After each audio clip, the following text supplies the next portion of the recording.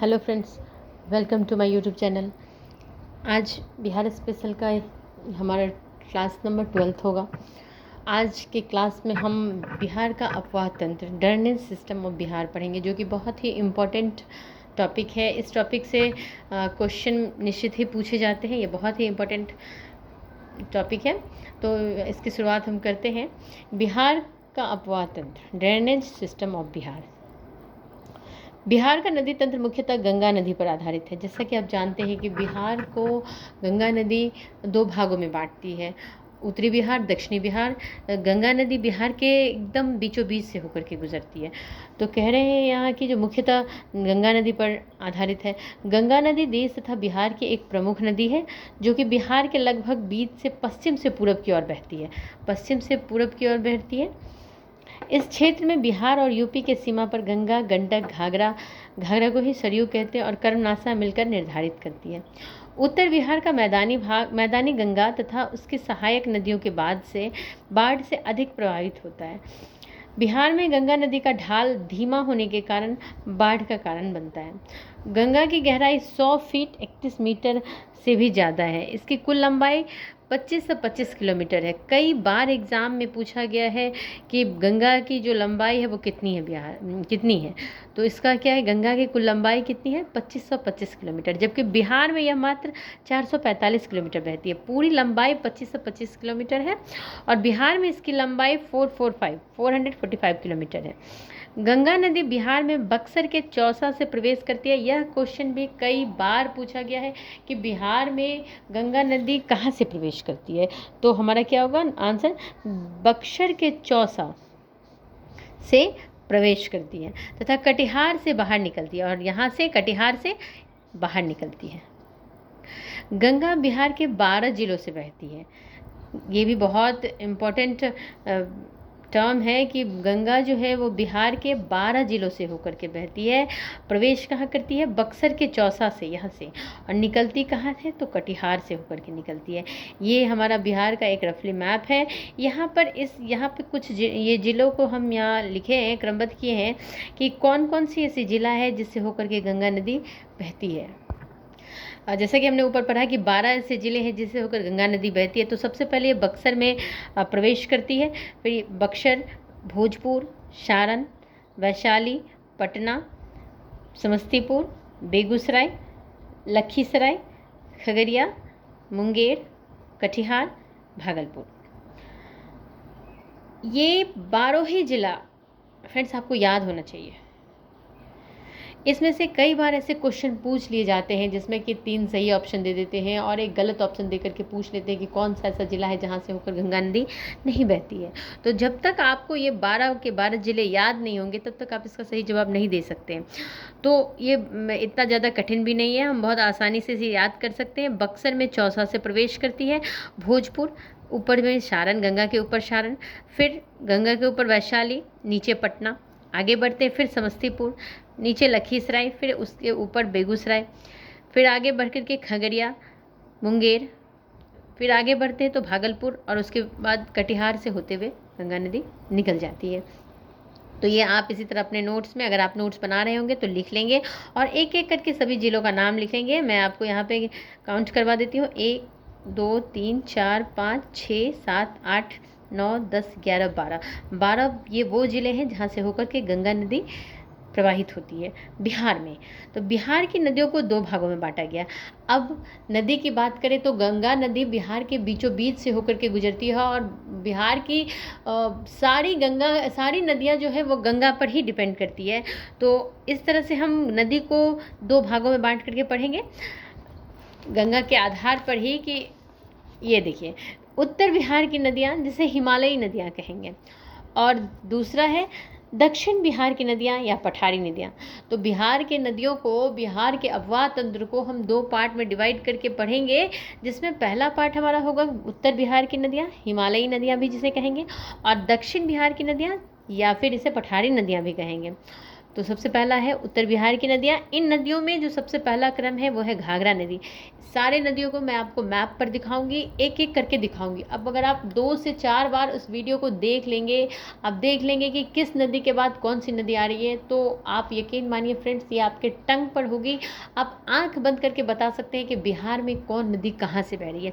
तो पहले इसका एक्सप्लेनेशन पढ़ लेंगे, फिर हम मैप पर देखेंगे कि कैसे कैसे नदियाँ बहती है। अब देखिए, सबसे पहले है घाघरा नदी।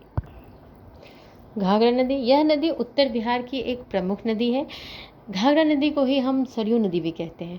तो यह नदी उत्तर बिहार की एक सबसे प्रमुख नदी है, जिसका उद्गम नेपाल के मापजोचुंग हिमनद से होती है।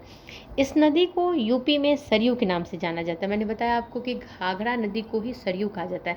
स्थान डिपेंड करता है कि यूपी में इसका नाम सरयू है, वही बिहार में आकर के इसका नाम बदलकर घाघरा हो जाता है। इसकी कुल लंबाई 10 से 80 किलोमीटर है, जबकि बिहार में केवल 83 किलोमीटर यह बहती है। यह नदी बिहार व यूपी की सीमा निर्धारित करती है। यह सारण जिले के छपरा में गंगा नदी में मिल जाती है। घाघरा नदी के ऊपरी भाग को लखनदेई और कर्नाली कहा जाता है। घाघरा नदी को घग्घर नदी भी कहा जाता है। इस नदी का अन्य नाम रामप्रिया और देविका भी है। तो देखिए फ्रेंड्स, हमने घाघरा नदी को क्या क्या कहा, सरयू कहा है ना, घग्घर कहा। इसकी जो अन्य नाम है वो रामप्रिया भी है, देविका भी है इसका नाम। तो बिहार के टर्म में हम इसे घाघरा नदी ही पढ़ेंगे। अयोध्या सरयू नदी की तट पर स्थित है। ये बहुत इंपॉर्टेंट पॉइंट है कि अयोध्या सरयू नदी के तट पर स्थित है। सरयू नदी किसका नाम है? घाघरा नदी का।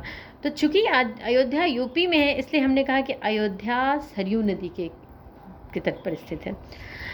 इसी क्रम में अगला नदी है गंडक नदी। इस नदी का उद्गम नेपाल के अन्नपूर्णा श्रेणी है। यह नदी पश्चिम चंपारण के भैंसा लोटन में बिहार में प्रवेश करती है। बहुत इंपॉर्टेंट है, ये भैंसा लोटन एक जगह है जो कि पश्चिम चंपारण में होती है। हम दिखा देंगे आपको मैप पर। वहाँ ये गंडक नदी प्रवेश करती है बिहार में। इस नदी का प्रवाह जो है वो पश्चिम चंपारण, पूर्वी चंपारण, गोपालगंज, सिवान, सारण तथा वैशाली में है। गंडक नदी वैशाली के हाजीपुर में यह नदी गंगा में मिल जाती है। गंडक नदी वैशाली के हाजीपुर में गंगा में मिल जाती है। और वहीं हमने घाघरा के बारे में कहा था कि घाघरा छपरा में, सारण जिले के छपरा में गंगा नदी में मिल जाती है। और ये वैशाली के हाजीपुर में गंडक नदी गंगा नदी में मिल जाती है। इस नदी के अन्य नाम है, गंडक नदी के जो अन्य नाम है यहाँ, इस नदी की कुल लंबाई 630 किलोमीटर है। गंडक नदी की जो कुल लंबाई है वो 630 किलोमीटर है। वहीं बिहार में इसकी कुल लंबाई 260 किलोमीटर है। इस नदी को सप्त गंडकी नाम से भी जाना जाता है। इसके अन्य नाम जो है वो सदानीरा, नारायणी, शालीग्राम, ये सब गंडक नदी का ही नाम है। अगला आता है हमारा बूढ़ी गंडक। इस नदी का उद्गम पश्चिम चंपारण के सोमेश्वर श्रेणी से है।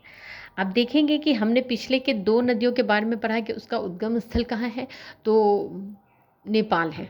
नेपाल के अलग अलग स्थान से जो घाघरा नदी है और गंडक नदी है वो उसका उद्गम स्थल है। बिहार में वो प्रवेश करती है। बट वहीं बूढ़ी गंडक नदी के बारे में हम पढ़ रहे हैं कि इसका जो है उद्गम ही है पश्चिम चंपारण में। बिहार में इसके उद्गम हो रही है सोमेश्वर श्रेणी से। इस नदी का प्रवाह क्या है कि पश्चिम चंपारण, पूर्वी चंपारण, मुजफ्फरपुर, समस्तीपुर, बेगूसराय तथा खगड़िया जिला में है। कई बार क्वेश्चन पूछे जाते हैं कि इनमें से कौन सी एक नदी है जिसका उद्गम बिहार के पश्चिम चंपारण है या फिर सोमेश्वर श्रेणी में है, तो वो बूढ़ी गंडक है। कई बार जो हम कंफ्यूज कर जाते हैं कि उद्गम नहीं प्रवेश करती है, तो नहीं, बूढ़ी गंडक प्रवेश नहीं करती है। बूढ़ी गंडक का उद्गम स्थान है बिहार पश्चिम चंपारण के सोमेश्वर श्रेणी से। तो बूढ़ी गंडक खगड़िया जिले में गंगा से मिलती है। अब ये बूढ़ी गंडक कहाँ गंगा में कब मिलती है, तो ये खगड़िया जिला में मिलती है। पिछले के जो गंडक के बारे में पढ़े थे वो हाजीपुर में, वैशाली के हाजीपुर में मिलती है। वहीं सरयू नदी, घाघरा नदी के बारे में पढ़े थे कि वो सारण में जाकर के मिलती है, गंगा नदी में। और ये बूढ़ी गंडक जो है वो खगड़िया जिला में गंगा से मिलती है। इस नदी की कुल लंबाई 320 किलोमीटर तथा बिहार में भी 320 किलोमीटर बहती है। इस पॉइंट्स को बड़े ध्यान से देखेंगे कि हमने क्या कहा कि इसकी कुल लंबाई 320 किलोमीटर है और यह बहती भी है 320 किलोमीटर। पीछे हमने कहा था कि जो गंडक नदी है उसकी लंबाई 630 किलोमीटर है और वो बहती है बिहार में 260 किलोमीटर। वहीं घाघरा नदी के बारे में हमने कहा था कि ये टोटल इसकी जो लंबाई है वो 1080 किलोमीटर है, लेकिन बिहार में ये सिर्फ 83 किलोमीटर बहती थी घाघरा नदी, क्योंकि ये यूपी से बहते हुए आ रही है। और गंडक नदी के बारे में कहा था कि 630 किलोमीटर इसकी लंबाई है, लेकिन ये बिहार में 260 किलोमीटर बहती है। बट बूढ़ी गंडक के बारे में कहा जा रहा है कि ये 320 किलोमीटर इसकी कुल लंबाई है और बिहार में यह 320 किलोमीटर बहती है। ये इसका यही मतलब है साफ साफ कि जो इसका उद्गम स्थल भी बिहार है और बिहार में ही यह समाप्त हो जाती है गंगा नदी में मिलकर के बूढ़ी गंडक। इस नदी का उद्गम और समाप्त जो मिलती है वो सब बिहार ही है। तो ये 320 किलोमीटर इसकी कुल लंबाई है और बिहार में भी यह 320 किलोमीटर ही बहती है। इसकी जो अन्य सहायक नदियाँ हैं वो बागमती, मशान, कमला तथा पंडई है। बेगूसराय के बागमती बूढ़ी गंडक में मिल जाती है। अगला है बागमती नदी। बागमती के बारे में हमने ऊपर कहा कि जो बूढ़ी गंडक में बागमती मिल जाती है। अब अगला हम बागमती पढ़ रहे हैं नदी। तो इस नदी का उद्गम नेपाल के महाभारत श्रेणी से है। यह नदी सीतामढ़ी में बिहार में प्रवेश करती है। इस नदी का बहाव बिहार के सीतामढ़ी, दरभंगा, मुजफ्फरपुर, समस्तीपुर तथा बेगूसराय में है। बागमती नदी बेगूसराय में बूढ़ी गंडक में मिलती है। अगेन लाइन को रिपीट कर रहे हैं कि ऊपर हमने पढ़ा कि बागमती नदी बूढ़ी गंडक में मिल रही है बेगूसराय में, और यहाँ भी हम वही बात कह रहे हैं कि बागमती नदी बेगूसराय में बूढ़ी गंडक में मिलती है। इस नदी के अन्य कई शाखाएं हैं जो कि कमला, कोसी है, और इसे ही कहा है हमने सहायक नदी किसकी, बूढ़ी गंडक की। कमला, कोसी भी जाकर के इसमें मिल जाती है। इस नदी की कुल लंबाई 589 किलोमीटर है, जबकि बिहार में यह केवल 394 किलोमीटर बहती है। आप अब तक के सारे नदी में आप देख रहे हैं कि इसका उद्गम स्थल अलग है, इसीलिए इसकी लंबाई और बिहार में बहने की इसकी लंबाई दोनों अलग अलग है। वहीं बूढ़ी गंडक एकमात्र ऐसी नदी है जिसकी जितनी लंबाई है उतनी ही वो बिहार में बहती है, क्योंकि उसका उद्गम स्थान ही बिहार है और वो बिहार में ही मिल जाती है गंगा नदी में। ठीक है, तो अब हम अगला नदी पढ़ रहे हैं, कमला नदी। यह नदी नेपाल के महाभारत श्रेणी से निकलती है। यह नदी मधुबनी जिले से बिहार में प्रवेश करती है। यह कोसी की एक सहायक नदी है। इस नदी की कुल लंबाई बिहार में 120 किलोमीटर है। इसकी जो सहायक नदी है वो है सोनी, ढोरी, बलान आदि, त्रिशूला। तो वीडियो थोड़ी लंबी चली जाएगी फ्रेंड्स, इसलिए मैं नदी को यहाँ इस नदी पर ही क्लास को स्टॉप कर रही हूँ। अब हमारे अगले क्लास में हम कोसी नदी से कंटिन्यू करेंगे। Thank you.